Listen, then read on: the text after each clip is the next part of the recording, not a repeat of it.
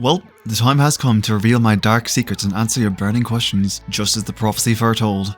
I also have an important announcement at the end of the video, so I hope you'll stick around for that. I'll also throw some game footage up so you're not just staring at a still screen, because that would be boring. And yes, I realise we're far beyond 100 subs at this point, but I said it was a 100 sub special, and damn it, that's what it's going to be.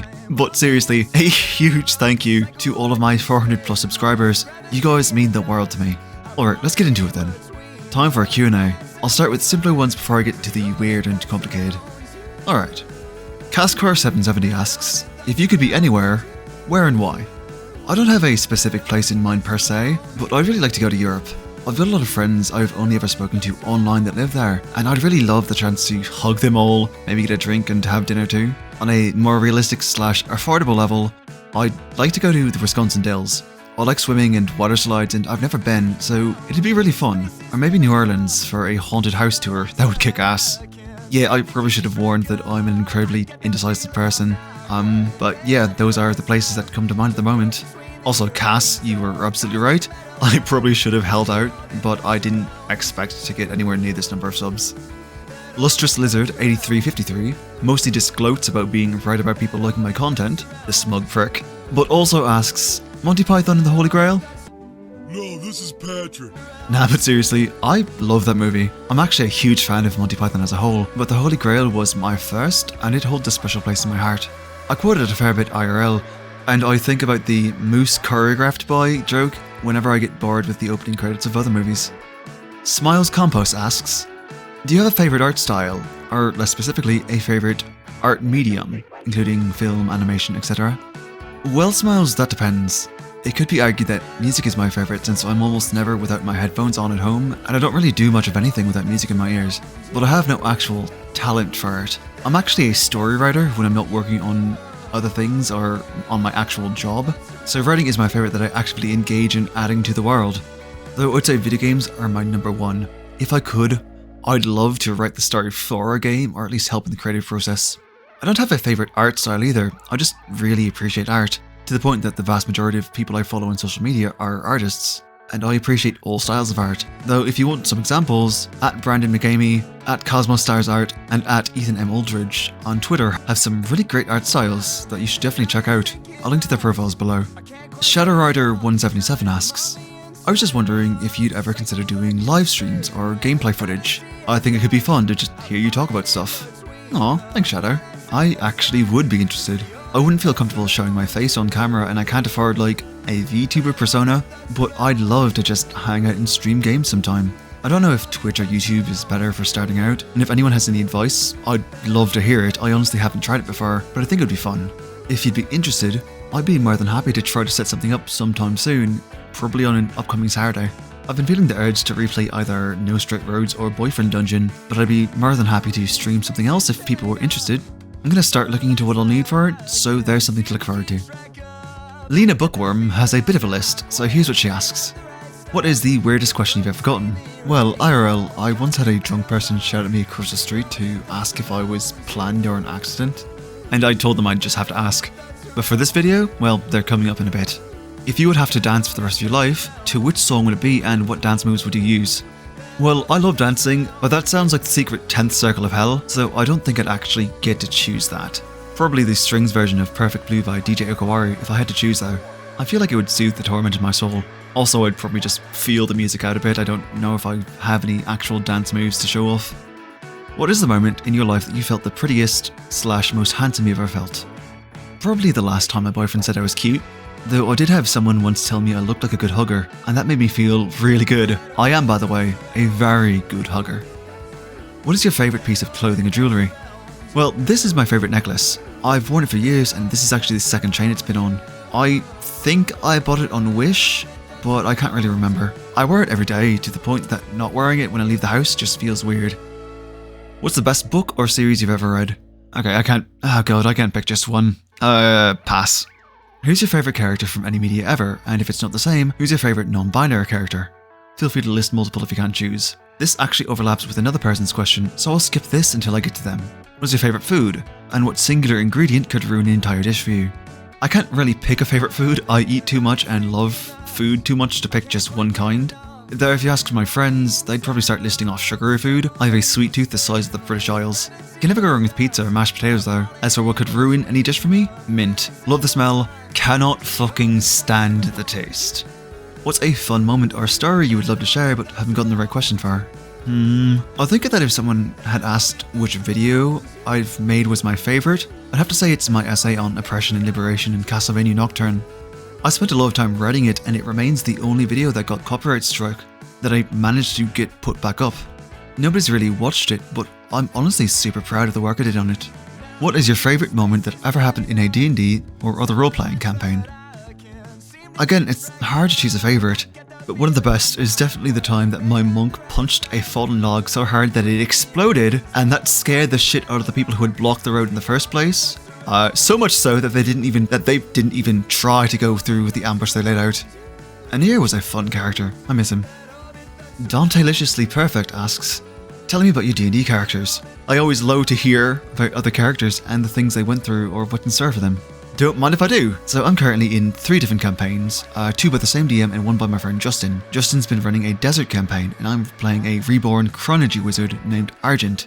Argent was an amnesiac who couldn't remember anything about his past or even the history of the world, but has an encyclopedic knowledge of all things magical and a talent for time, space and gravity magic. I deliberately left most of his real backstory up to my DM, and so I was surprised with how things turned out. Argent was once a wizard named Charletti, whose people were driven underground by a monster known as the Tempest Blue, and he was a supremely talented, if kind of messed up, spellcaster who captured the Phoenix and locked it in a perpetual state of near death, so he could use its power to bring his dead people back as a reborn army by harnessing the power of its rebirth when it died. Though he had to test it on himself and something went wrong, leading to Argent being reborn as a whole different person. We're actually on the final boss of the campaign, so sadly I'll be saying goodbye to him soon.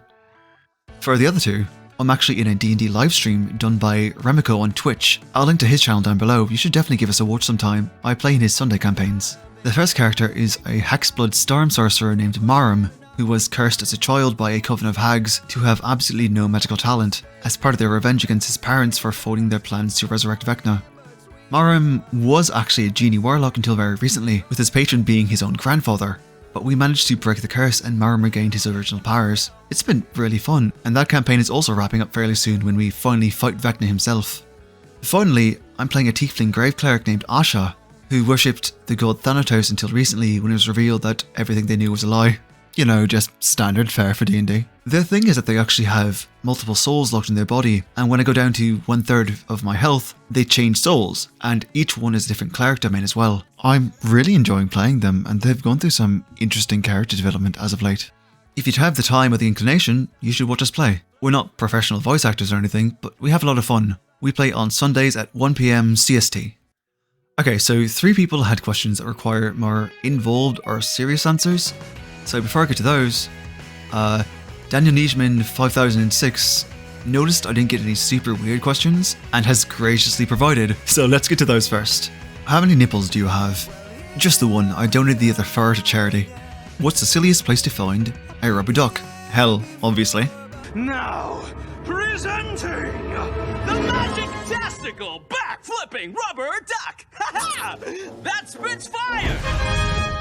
If a chicken, a horse, and an ostrich met in a sports bar, what would that conversation sound like? Not really sure, but it would definitely be the only tolerable conversation that's been had in the history of that entire bar, I can tell you that much. If you had a chihuahua, how long would it take until you made a dish out of it? And what dish would it be? It would be immediately, and that dish would be chihuahua a la express delivery as far away from me as possible. If you had a third eye, assuming you already have 2 on your face, where would you want it to be? I think I'd like it to replace my 4th nipple on the back of my neck. That way I could watch my cats when I'm writing and make sure they're not getting into anything. Owen Oofs asks, when do you think the next chapter of the Monty X Reader fanfic will be released? Just wondering, and what's your favourite food? Okay, so I already talked about my favourite food, and I actually have a little explaining to do about the fanfic. So for people who don't know, I started writing a reader insert Montgomery Gator fanfic in my senior year of college when I needed a creative outlet, and was inspired to write it when I read a similar fanfic by AO3 user Spiked Soul called One Game of Golf. I'll link to that down below, it's really good. I had other stories I was working on, including an actual in-progress novel, but I became really hyperfixated on the fanfic, and in less than a year, it had reached the word count of Harry Potter and the Half-Blood Prince, and it currently sits at 35 chapters and 170,000 words. I'll link to my AO3 profile below too. I have more stories than just that one, and most are LGBT focused.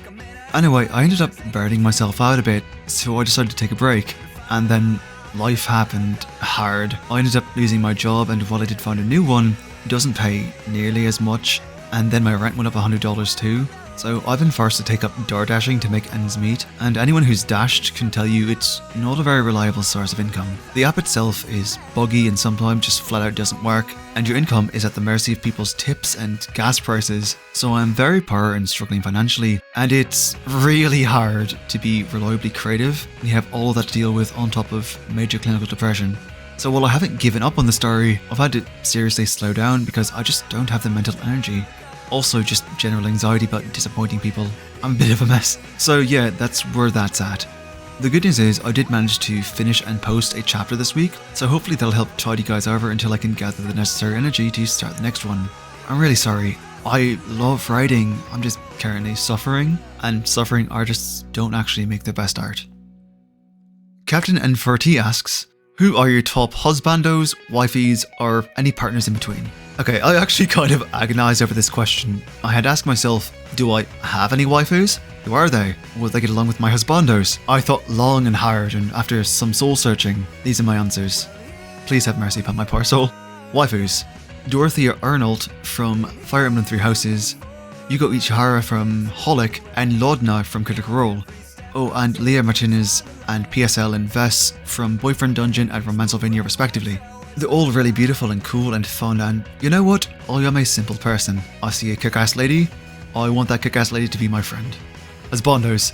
Okay, this was hard, because my first anime crush was Kiba from Naruto, and I honestly really love his adult design, but I don't know if I can count him because it's been so long since I last read it. It's also really hard to narrow this down because I find a lot of men very attractive, but the ones that spring to mind right now are Blythe from Elden Ring, Monty from FNAF, and Hector from Fire Emblem, because while I don't really have a type per se, I do have a superb weakness for guys big and strong enough to pick me up and carry me around on their shoulders so I can feel extra tall and protected. Then there's Third from Critical Role, who's a big sexy orc and also played by Travis Willingham, who is a big sexy dork. What can I say? I'm a simple person. I see a sexy strongman, I want to kiss sexy strongman.